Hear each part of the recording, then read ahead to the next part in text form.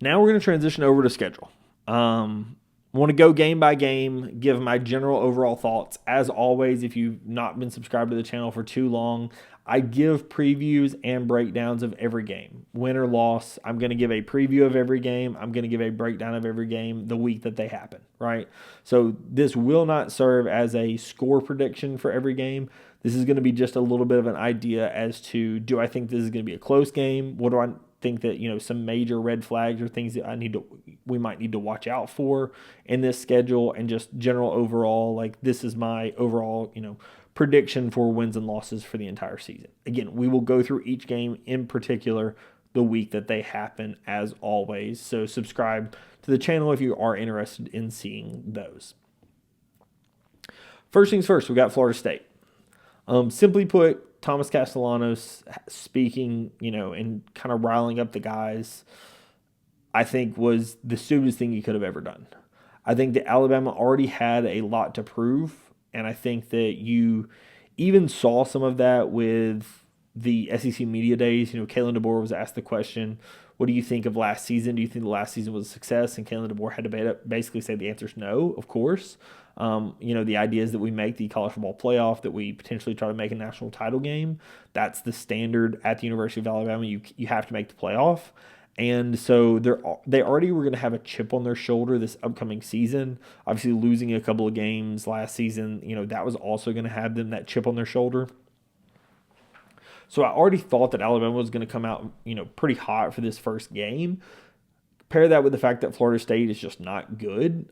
Florida State was not a team that scared anyone last season. They were not a team that I was particularly scared about when I saw them on the schedule for this upcoming season. Then you compare that with the fact that Castellanos started talking smack in the offseason. I expect this game to be a 4-touchdown or more blowout. I would expect that Alabama absolutely runs away with this game. I would expect this is going to be a situation where Kalen DeBoer and Ryan Grubb, kind of prove, flex their muscle of this is what the offense can do, and Kane Wommack flexes the muscle on, you trying to say that you run through the ACC, but we saw what your actual stats were. Let's show you what a real defense can do. And I think that the defense just tees off on him. I would expect multiple turnovers by Castellanos in this game, and I do truly think that Alabama just runs away with this one. I would expect this to be a blowout. Louisiana Monroe, I think that Alabama wins, right? I think Alabama wins that game fairly easily. Wisconsin in Tuscaloosa, again, I feel very comfortable in that game. I think that Alabama wins that, fairly comfortably. Call it, 10 to 21 points. I think that Alabama, wins that game fairly easily. And then you have a bye before we head to Athens, Georgia. And in my mind, the game in Athens, Georgia is going to come down to the two starting quarterbacks. And the reason I think that it comes down to the two starting quarterbacks is, as I've said in this episode, I am very comfortable and I'm very happy with Ty Simpson as our starting quarterback. I think that he's going to be very successful this upcoming season. I could make that same argument that a lot of Georgia fans feel that same way about Gunnar Stockton. The question is, neither guy has started. So this is going to be their fourth game. It's going to be one of the biggest games of the year. And the question is who shows up, right? Last season, you had a matchup of Milroe versus Carson Beck. And, the guy that showed up was Ryan Williams. He showed up. He became a star. And Ryan Williams, wins the game for the University of Alabama. The question is who shows up in Athens, Georgia. I will say that Athens is a place that Alabama historically has played pretty well. But I would expect their fans to be completely fired up for this game. I would expect that this is going to be a very close game. Win or loss, I think that obviously this game does not hurt your long-term ramifications of how well you're going to succeed in the SEC.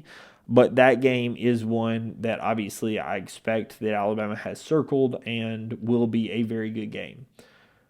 Partially because of how Kalen DeBoer has played in big games, especially with some time to prepare.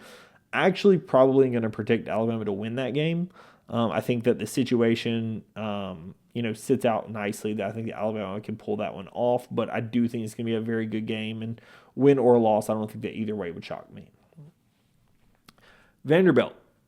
I would put this one in the same level as Florida State. I think that, however, I think that Alabama was completely embarrassed last season. I think that Diego Pavia was able to prove and able to do things to Alabama's defense that Kane Womack was able to fix later on in the season. But I think that Kane Womack will be out to prove that he is not going to have that issue this upcoming season. The option that Pavia is going to run, and the whether it be the shovel pass, whatever it is, I think that Alabama is going to be ready and prepared for that game, and I think that Alabama is going to win that game. I think that Alabama wins the game. I'm not sure exactly by how much. I do also think that there's substantial value in it being in Tuscaloosa. Not to say that playing in Vanderbilt is a difficult, area by any stretch. Alabama played poorly last season, but it had nothing to do with the fans. We had more fans than they did. So, I would think that that's the thing. The next game is one of the ones that I would actually circle. The next game is one that I think that Alabama needs to play an absolutely phenomenal game if they want to win. And that's the Missouri game in Columbia. I think that Missouri is a team that is going to scare some people. They are not a team that a lot of people have predicted to win a lot of game. Or, the guys in the media have them predicted to finish, fifth from last, only ahead of Vandy, Kentucky, Arkansas, and Mississippi State. They are not a, team that I think a lot of people are super high on. However, I think that Missouri is a team that if you do not play your best, they can beat you. Simply put, I think that Missouri has some guys on their roster that I think Missouri potentially is going to be able to beat some people that they should not beat. They have the transfer quarterback in Bo Perbula from Penn State. They have, they spent a lot of money on their roster. They have a very good team in this upcoming season. I think that part of the reason why the media did not pick them super high is there's a lot of unknowns on their team. But playing in Columbia, Missouri is not a super easy place to play. They've been able to knock off some teams. So that is a game that I would circle, right? That is a game where I'm not going to say that Alabama automatically runs away with that game. Could Alabama win that game? Absolutely. However, that is not one that I am going to bet on by any stretch of the imagination.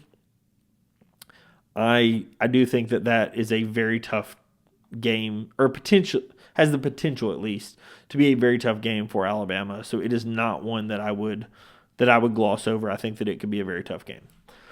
You have Tennessee then coming to Tuscaloosa. That's going to be a rivalry game.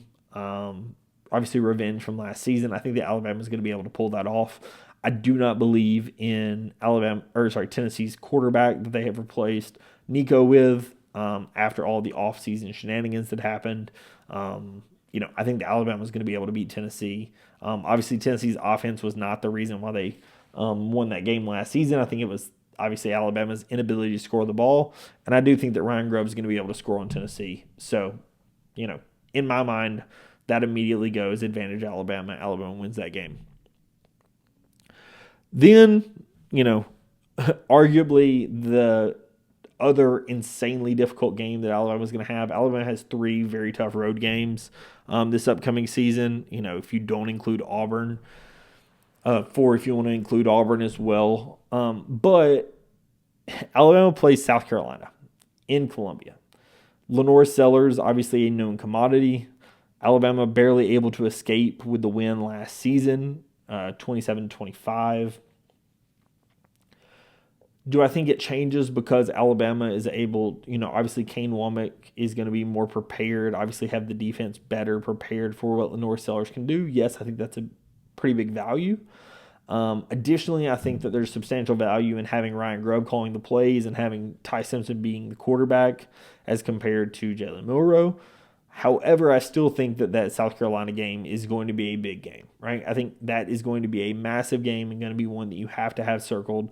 Lenore Sellers is a top-ranked quarterback in the country and in the SEC for a reason, and he is somebody that you absolutely have to circle because he is a guy that can absolutely make you pay with his arm and his legs. So he is somebody that you will have to circle, goes without saying. Then you have a bye before LSU comes to town with Garrett Nussmeier. I think that Alabama is going to be able to beat LSU this upcoming season. I do think that LSU was embarrassed last season in Tiger Stadium. I was at that game. But I do think that LSU was embarrassed in that game. So I do think that they will try to do their absolute best. And Garrett Nussmeier will try to will them to a victory in Tuscaloosa. He is a guy who, has been in Tuscaloosa quite a few times, obviously when his dad was coaching for the University of Alabama and obviously in the SEC in general. But I think that Alabama is going to be able to take care of LSU. Oklahoma is one, obviously, that's a little bit of an unknown commodity with John Mateer.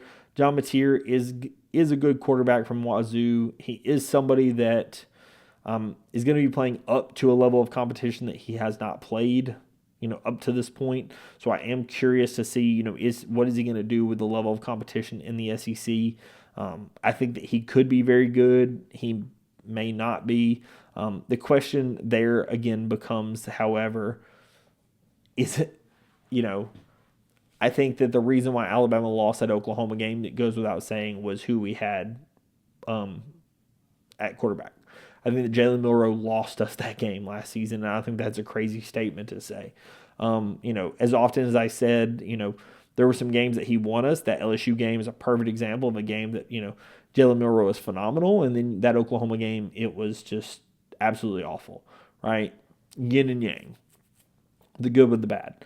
So that is one that I will definitely look at. I think that Alabama is going to be able to win. I think that Alabama is going to look at the revenge spot from losing last season. I think that Alabama will be able to win. And then you have the Auburn game. Because it's in Auburn, you have to say a bit of a coin flip. However, I do think that Alabama is just the better team. And so I do think that Alabama wins in Auburn. However, of course, that place has tons of voodoo, so nothing would truly shock me.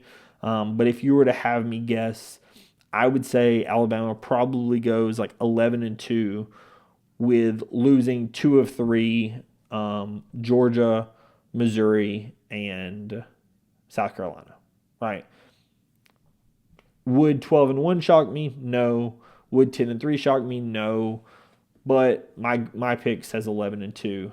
And I think that 11-2 probably is enough to get you into the SEC title game, depending upon tiebreakers and such.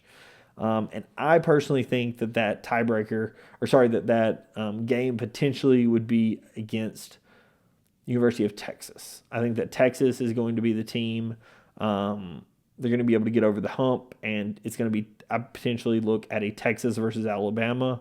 And then it's a situation of, do you trust Sark more? Do you trust Kalen DeBoer more?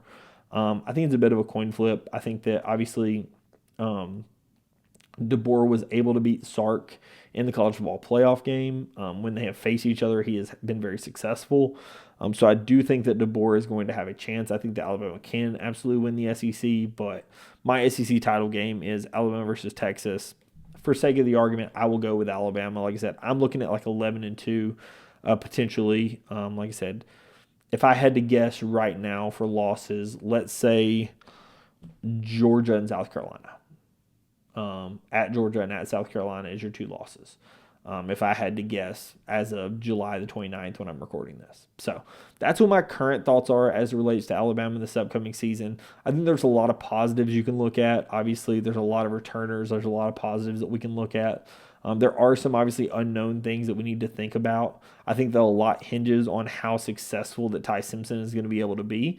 If Ty Simpson comes out as like a surefire, top 10 pick in the NFL draft, how he's playing, I think that 12-1's on the table. I think that Alabama opens up the ability to be able to just be absolutely dominant, and just do absolutely insane things the entire season, beat a lot of people that a ton of people are going to predict that we lose to. However, if Ty Simpson is just a pretty good quarterback, I think that there's going to be some situations where I'd be very curious how Alabama fares against a team like Georgia, against a team like Missouri, against a team like South Carolina, because I think that those games become much more into question if Ty Simpson is only pretty good in those games and not elite like I think he potentially can be. So that's what I have to say. Like I said, this is, serves to be a bit of a breakdown for the entire season. Thank you so much for everyone for watching. Like I said, I do really appreciate all the support. If you are not currently subscribed to the channel, if you could do so, I really would appreciate it. Thank you so much, and I will catch you in the next episode. Peace.